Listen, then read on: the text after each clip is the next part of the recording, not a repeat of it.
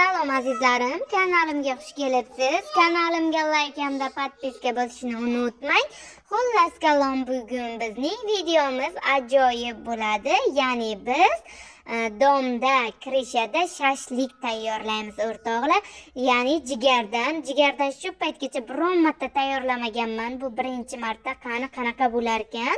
Tayyorlab ko'ramiz va ta'mini bilamiz o'rtoqlar.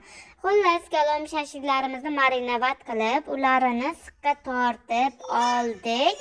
Bu biz yashaydigan dom Rossiyaning Sankt-Peterburg shahrida yashaymiz va krishada shashlik pishiramiz. Shunaqangi suvsab ketganimdan maxita olib keldim. Bu juda ham vitaminlarga boy.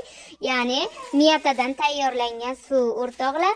Xullas kalom, shashliklarimiz bir tarafi qizora boshlabdi, ikkinchi tarafini ham qizarishga almashtirib qo'ydim o'rtoqlar.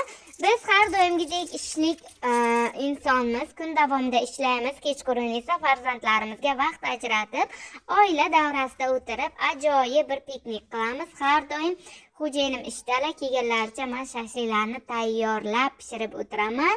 O'zlari kelib pishirmoqchi bo'ladi, lekin kech chiqqanligi sababli men ishdan vaqtliroq chiqaman. O'sha uchun tayyorlab o'tiramiz. Farzandlarim bilan mazza qilib yeb olamiz o'rtoqlar. Ta'mini ko'ramiz. Juda ham sochni, ta'miga gap yo'q. Juda ham zo'r chiqibdi. Men shu paytgacha qilmagandim. Qotib qoladi, qanaqadir ta'mi yaxshi bo'lmaydi deb o'ylagandim, lekin juda ham ta'mi mazali. Xullas, bizani kuzatishda davom etinglar o'rtoqlar. Shashliklarimiz ham tayyor bo'ldi. Bularni patnozimizga qo'yib, piyozlarimizni qo'yib, hammaga yoqimli ishtaha tilaymiz. Kelgusi videolarimizda Allohga omonat bo'laylik.